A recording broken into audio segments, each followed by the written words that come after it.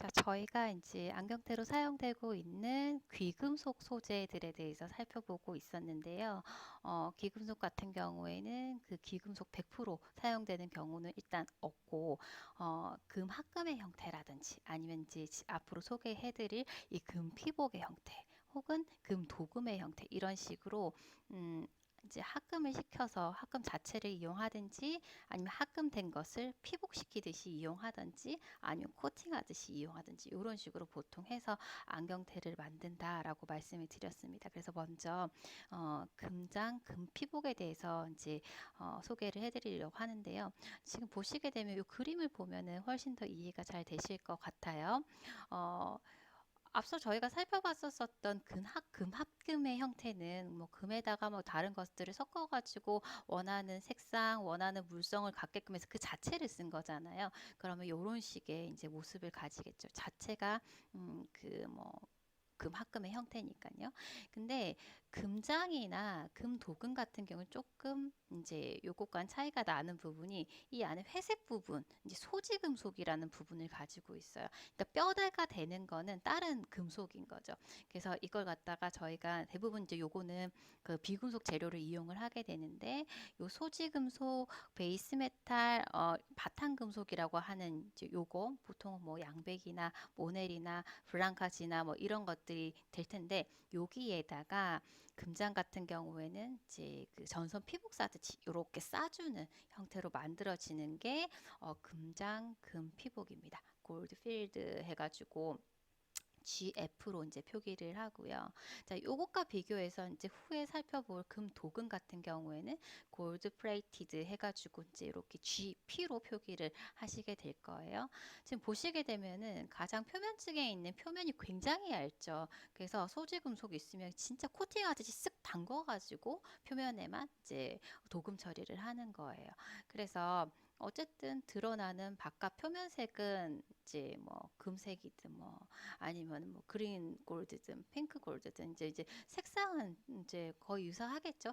실제적으로 예전에는 이제 금도금 했었을 때의 색상이 조금 떨어진다라고 얘기를 했었지만 지금은 도금 기술이 워낙 발달하다 보니까 색상도 뭐 퀄리티 부분에 있어서 그닥 떨어지지도 않고 또 이제 밀착성 부분 예전에는 요 두 가지를 비교했었을 때 기본적으로 금장이 훨씬 더 고품위의 어떤 형태다라고 얘기를 했었었는데 그 이유가 이 표면 밀착성, 내구성 이런 것 때문에 오래 간다는 거예요. 그런 이제 장점이 있어서 이게 더 좋다 또 얘기를 했지만 현재로서는 사실 도금 기술이 워낙 발달하다 보니까 좋다라고 이제 이게 더 이제 저급하다, 이게 더 고급이다 이렇게 말하기에도 조금 사실은 이제 좀 이제 지금은 이제 비교할 수가 없어. 오히려 더 밀착성 부분에 있어서 금도금이 더 좋거든요. 지금은. 그래서 실제 요 금장이 지금은 생산이 안 되고 있어요. 안 된다라고 보셔야 되고, 그래서 이제 예전에 일단 요게 생산이 됐었었고 하는 방식이었었기 때문에 두 가지를 일단 비교를 해서 이제 소개는 해드리겠습니다. 그래서 알고는 계셔야 되세요. 그래서 나중에 두 가지 한번 비교를 해보실 거고, 먼저 금장 금 피복에 대해서 이제 살펴보도록 하겠습니다. 자, 금장 금피복은 골드필드에서 GF로 약어로 이제 표기가 됩니다. 이렇게 되어 있고요. 일단은 이제 이 금장 금피복이든 금도금이든 이렇게 표면 처리를 하는 거잖아요. 이렇게 했었을 때 가장 큰 이제 이점은 이 요런 이제 합금으로 된 안경테보다는 훨씬 더 금이 절약이 될 수가 있겠죠. 그래서 요런 장점이 있고 그리고 설계상 지금 합금이 되어져 있어도 이제 어떤 기계적인 물성인 부분에 있어 가지고는 어떤 금 합금이 또 안경테로서 만족되지 못하는 부분이 분명히 있을 텐데 뭐 무게라든지 아니면 기계적 가공성이라든지 이런 부분에 있어서 조금 떨어지는 부분이 분명히 있거든요. 어, 그런 부분에 있어 가지고 이 소지 금속을 또 이제 중간에 넣고 이용하면은 훨씬 더 이제 가공성 부분이라든지 이런 부분이 좀 더 만족이 될 수 있기 때문에 설계상 요구되는 기계적 성능도 만족시킬 수 있는 그런 이제 이유로 금 합금의 형태가 이용이 됐었다라는 겁니다. 그래서 지금 지금 보시는 것처럼 기본적으로 이 금장을 할 때는 소지금속으로 이제 많이 사용되는 게 양백이랑 모네릴이라고 했죠. 좀 더 좋은 소재로는 블랑카지가 있기도 하지만 가장 흔하게 사용되는 것은 이 두 가지 재질이고요. 뭐 티타늄도 이용을 할 수 있죠. 너무 좋죠. 그치만은 티타늄 같은 경우는 굳이 소지금속으로 이용할 이유가 없습니다. 그냥 티타늄 자체만으로도 이용을 할 수 있기 때문에 어쨌든 이런 것들을 소지금속으로 지금 회색으로 보여지는 베이스 메탈 뼈대로 하고 그 위에다가 이제 금합금을 피복 융착시킵니다. 근데 이 위에다가 붙일 때 잘 밀착이 되어 있어야지 되겠죠. 오랫동안 이렇게 잘 유지가 되려고 하면 그때 사용하게 되는 게 은납을 이용해요. 은이 굉장히 넓게 펼쳐지면서 밀착성을 좋게 하는 성질을 가지고 있기 때문에 요 소지 금속에다가 이 금합금된 형태의 이 피복을 딱 이렇게 붙일 때 풀과 같은 역할을 하는 게 은납입니다. 그래서 은을 이용해 가지고 두 개를 딱 붙일 수 있게끔 이런 식으로 만든다라고 보시면 되겠습니다. 자, 그래서 주로 요런 이제 금장 같은 경우에는 안경테에 이용이 될 때 보통 한 14K, 12K 정도가 보통 이용이 됩니다. 금합금보다는 금 함량이 좀 낮은 편이죠. 그죠? 요렇게 이용이 된다라고 보시면 되겠고, 자, 보시게 되면 이 금장도 실제 이 안경테에 사용되어진 금합금의 중량비에 따라서 GF로 표기가 되기도 하고 혹은 RG로 표기가 되기도 합니다. 그래서 세분화하면 이렇게 두 가지로 또 이제 구분을 해서 표기가 될 수가 있는데요. 먼저 이 안경테에 사용되어진 금속부에 있어서 이 금속부 내부의 금합금 중량비가 전체 금속에 있어서 20분의 1 이상이다 라고 하면은 GF로 표기가 될 수가 있습니다. 그런데 이 금 함량이 20분의 1 미만이다. 좀 금 함량이 좀 적다 라고 하는 경우에는 지금 롤드 골드 플레이트 해서 RG로 표기가 되는 거죠. 그래서 GF와 RG는 실제 이 금속부에서 금 함량이 얼마나 되는가, 20분의 1 이상인가 아니면 20분의 1 미만인가에 따라서 이렇게 또 구분을 해서 표기가 된다. 이렇게 기억을 해주시면 되겠습니다. 참고로 제가 GF를 위에는 골드필드 이렇게 적어놓고 여기 또 골드필드만 발음은 거의 유사한데 이렇게 이제 적어놓은 건 둘 다 이제 동일하게 이런 금장 금 피복의 의미로 사용이 됩니다. 그런데 뭐 어차피 약어는 같기 때문에 크게 뭐 신경 쓰시지 않으셔도 될 것 같아요. 어쨌든 간에 금장 금 피복도 크게는 GF, RG 구분해서 표기할 수 있다. 이렇게 보시면 되겠습니다. 자, 그러면 이 금장, 금, 피복 공정을 다시 한번 확인을 해보도록 하겠습니다. 그림을 통해서 보시면 훨씬 더 이해하시기 쉬울 것 같아요. 자, 먼저 목적에 대해서 한번 더 정리를 하고 가자면, 자, 이 금장을 하는 목적은 안경테 제작을 할 때 뭐 금합금보다 훨씬 더 금을 적게 쓸 수 있겠죠. 금 절약, 경제적인 부분에서 이점이 있고요. 자, 그리고 설계적 부분에 기계적 성능, 소지금속이 오히려 어떤 금합금의 형태보다는 보다 더 어떤 안경테로서 그 만족스러운 그런 물성을 가질 수 있기 때문에 이런 기계적 성능을 더 만족시킬 수도 있겠다. 그런 부분에서 금장을 하게 되고요. 자, 하는 방법을 보게 되면은 그림에서 보시는 것처럼 1번 기본 뼈대가 되는 소지 금속이 있고 그 위에다가 금장 처리를 하는 식으로 하게 되는데 크게는 세 개의 구조로 나누어서 또 살펴볼 수가 있어요. 지금 보시게 되면은 1번은 당연히 이제 소지 금속, 바탕 금속, 베이스 메탈 부분이 될 테고 그리고 맨 겉에 있는 이 3번이 이제 금장층이 되겠죠. 금장층이 있는데 그 두 가지를 같이 엮어주는 같이 다 결착이 잘 될 수 있게끔 하는 확산층이 있습니다. 2번 확산층이 있어요. 자, 그래서 보시게 되면은 지금 소지 금속 있고 금장층 원하는 색깔 뭐 대로 이렇게 금합금의 형태가 달라질 수 있겠죠. 금장층이 있고 요 두 개를 딱 이렇게 연결해주는 확산층이 있는데 이 확산층 같은 경우엔 두 개를 잘 밀착을 시켜줘야 되기 때문에 서로의 밀착성을 향상시킬 수 있는 잘 떨어지면 안 되잖아요. 그래서 거기에 좋은 재료가 뭐냐면은 저희가 앞서 살펴봤었던 니켈 같은 경우에는 밀착성 향상에도 도움이 되고요. 그리고 내부식성도 굉장히 좋았었잖아요. 그런 장점이 있기 때문에 니켈이랑 그리고 은 역시 굉장히 잘 이렇게 퍼지고 이제 전성이 좋고 잘 붙고 하는 그런 이제 특성을 가지고 있기 때문에 비금속 재료로서 어떤 이렇게 결착을 할 수 있게 도와줄 수 있는 재료로는 밀착성을 향상시킬 수 있게 도와준 재료로는 대표적으로 니켈이 있고, 그리고 귀금속 재료로는 은이 있어요. 그래서 이 금장층하고 지금 소지금속, 비금속하고 서로를 붙여줘야 되잖아요. 그러다 보니 니켈이랑 은 합금 형태로 이 확산층이 하나 만들어지는 거죠. 그래서 크게는 세 개의 층으로 구성이 된다, 이렇게 보시면 되고, 요거를 만들 때 이제 순서는 먼저 지금 이제 이 밖에 있는 금장층하고 확산층을 먼저 붙여줘요. 붙여주고 그 다음에 소지 금속 위에다가 이렇게 싸는 거죠. 싸고 그 사이에 또 은을 넣은 상태에서 싸가지고 열을 주게 되면 그 안에서 녹으면서 서로 이렇게 붙어지는 식으로 이렇게 만들어진다, 보시면 되겠습니다. 자, 근데요, 지금 이렇게 만들었었을 때 좀 문제가 될 수 있는 부분이 요 끝부분, 그죠? 싸고 나서 위에 있는 아래 위 부분 같은 경우에 드러나다 보니 소지금속 부분이 이제 드러날 수밖에 없기 때문에 그런 부식의 우려도 있고 이렇겠죠. 그래서 다시 한번 또 처리를 해야 되는 번거로움이 있습니다. 그래서 실제적으로 금장 공정 같은 굉장히 좀 번거로운 그런 공정이기도 하고, 또 이제 문제가 되는 게 뭐냐면 저희가 이제 금속태를 만들 때는 부분들을 다 따로 만들어 가지고 나중에 다 이렇게 용접을 시켜서 하나의 안경테로 만들게 되거든요.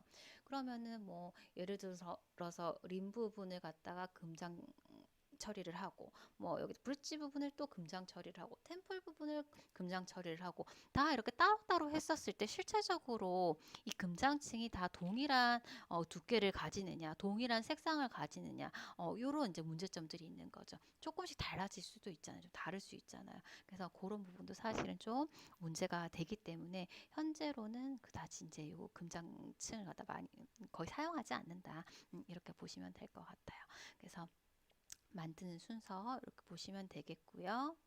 약간 이제 커팅 가공 시 또 지금 이런 상태에서 한 번 더 처리를 해야 되기도 하지만, 또 이제 뭐 잘라가지고 써야 되는 경우에는 또 다시 또 드러나잖아요. 그러면 또 피복 처리를 해야 되는 번거로움이 있다. 이것도 참고로 기억해 주시면 되겠습니다. 자, 이런 공정을 거쳐서 금장 형태의 어떤 귀금속태가 만들어집니다. 자,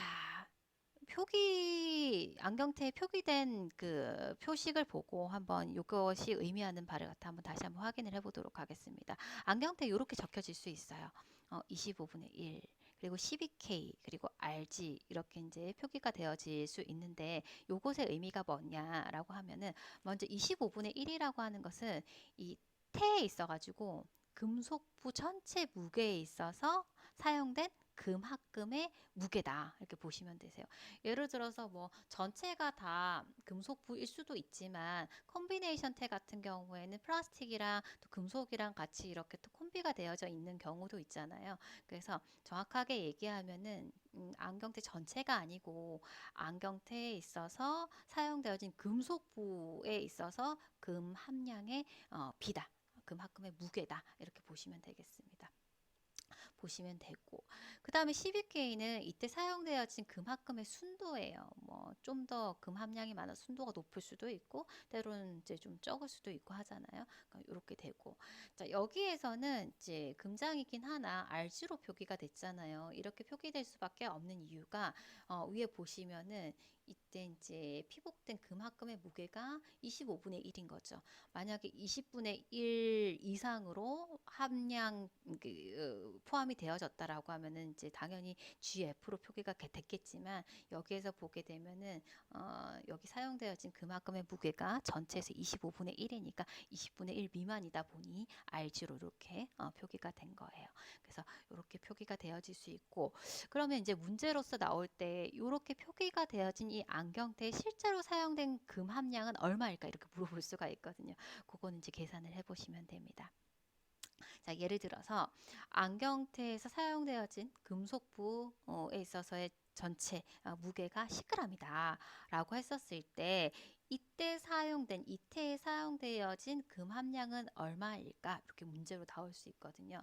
그러면은 이제 요거를 푸실 때는 일단 전체 안경테에서 금속부의 무게가 10g이고 여기 중에서 실제 이제 피복된 금합금의 무게는 25분의 1이다.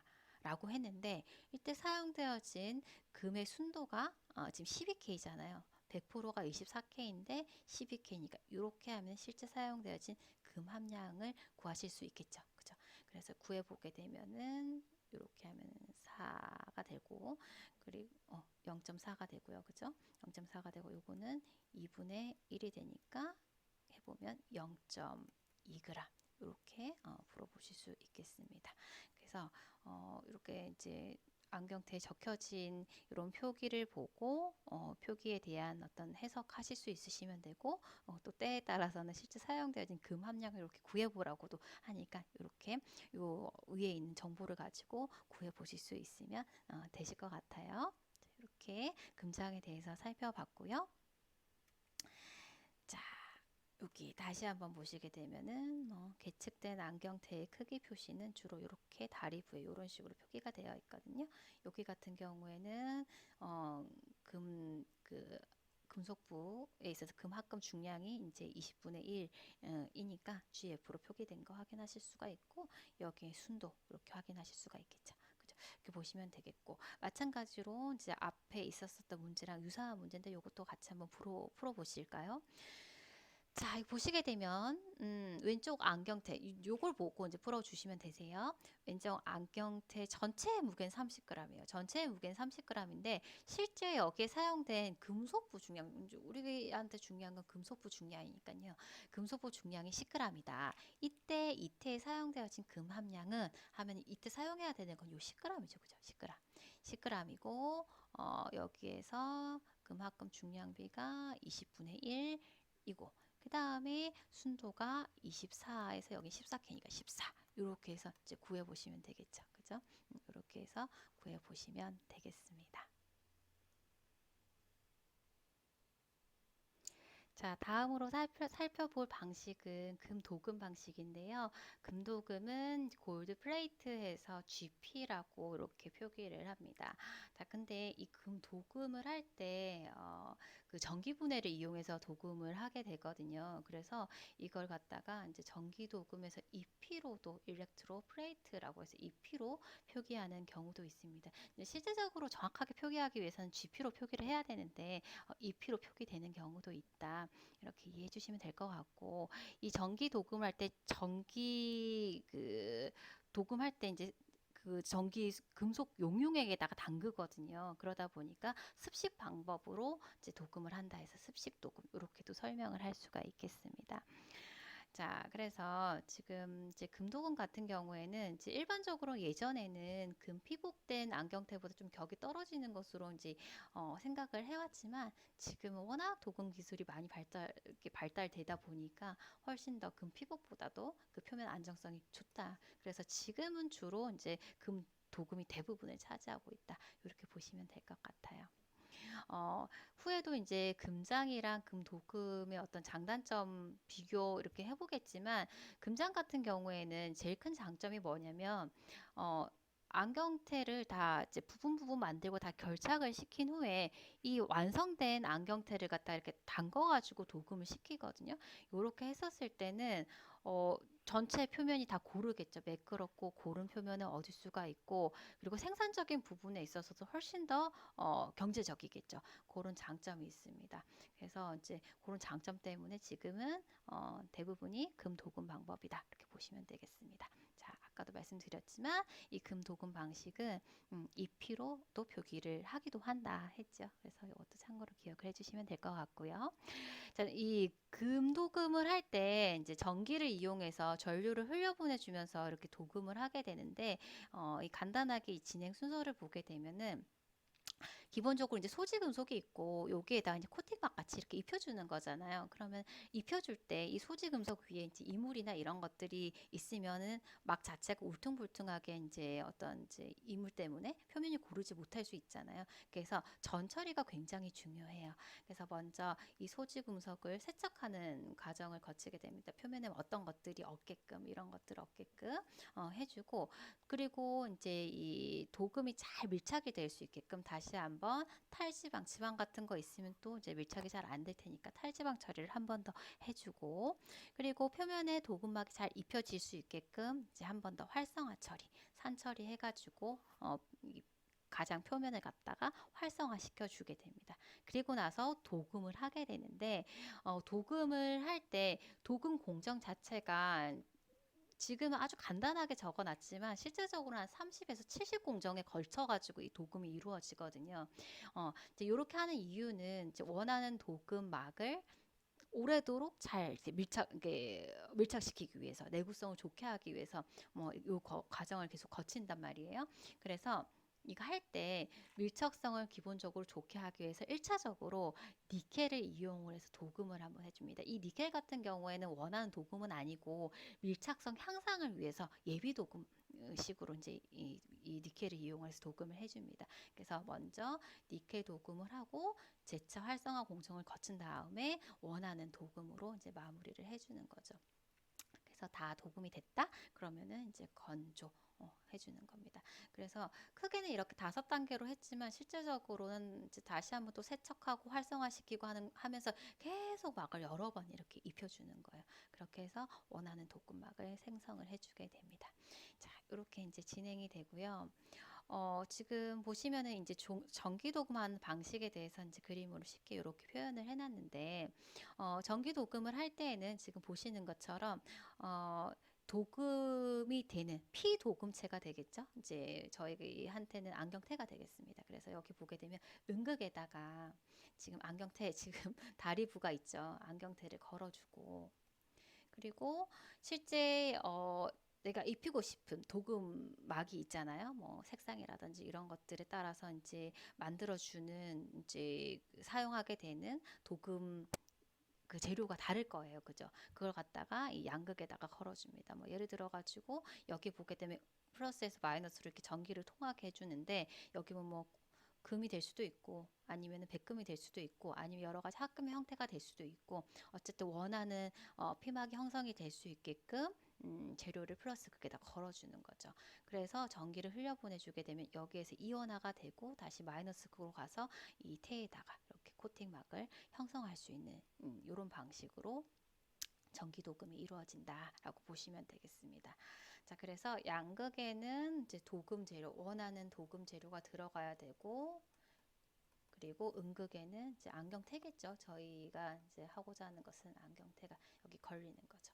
이렇게 해서 전기를 흘려 보내주면서 이제 이온이 여기 가서 붙어서 피막을 형성할 수 있게끔 이렇게 하는 방식이 전기 도금 방식이고, 이렇게 하다 보니까 지금 기본적으로 이렇게 사용되어지는 이제 도금 재료 같은 경우에는 전기가 잘 통하고 분해가 잘 돼야 되겠죠. 그죠? 전기 저항성이 낮은 재료를 사용하는 게 튼튼한 도금막을 형성하는데 훨씬 더 유리하다, 이렇게 보시면 되겠습니다. 그래서 이제 대표적으로 전기 저항성이 가장 낮은 금속이라고 하면 은이 있고 그 다음으로는 금이거든요. 그래서 도금 재료로 이제 굉장히 적합한 그런 재료로 많이 사용이 되고 있습니다. 그래서 이렇게 하시면 되시고요. 그리고 지금 여기 그 수조에 이렇게 담겨져 있잖아요, 도금액이. 그래서 요거 같은 경우에는 이제 습식 도금이다라고 얘기할 수 있는 부분이고, 그리고 요렇게 이제 도금 처리를 하고 나서 문제가 뭐냐면, 지금 여기 있는 이제 이 도금 재료들이 녹아 있는 이 중금속이 녹아 있는 거죠, 사실은. 이걸 갖다가 나중에 다 버려야 되잖아요. 이제 폐수가 나온 거죠. 그래서 폐수 처리 시설이 필요하고 하다 보니까 약간 좀 어떤 공해 부분에 있어서 문제가 될 수 있는 부분이 있어요. 사실 이 전기 분해를 이용한 도금 방식, 습식 도금 방식은 그런 것들이 조금 문제가 될 수가 있습니다. 참고로 기억해 주시면 되겠고요. 자, 이때 이렇게 해가지고 도금을 해줄 때 만들어내지는 도금 두께나 어떤 성질은 지금 여기 있는 금속염 수용액의 농도, 그러니까 이 도금 재료가 녹아 있는 이 수용액의 농도라든지 도금하는 시간이나, 그리고 지금 도금 재료로 사용된 금속 성분이나, 그리고 이거 할 때 균일한 피막이 만들어질 수 있도록 계속 교반 흔들어 주거든요. 이 흔들어 주는 정도가 뭐 빨리 흔드는지 좀 천천히 흔든지 요런 것들, 그리고 일정 온도를 흘려줘야 되겠죠. 그래야지 잘 분해가 돼서 가겠죠. 그래서 도금액의 온도라든지 그리고 흘려주는 전류의 밀도 이런 것들에 따라서 조금씩 도금의 두께나 성질이 좀 달라질 수 있겠다. 이런 것들에 영향을 받는다. 이렇게 보시면 되겠습니다.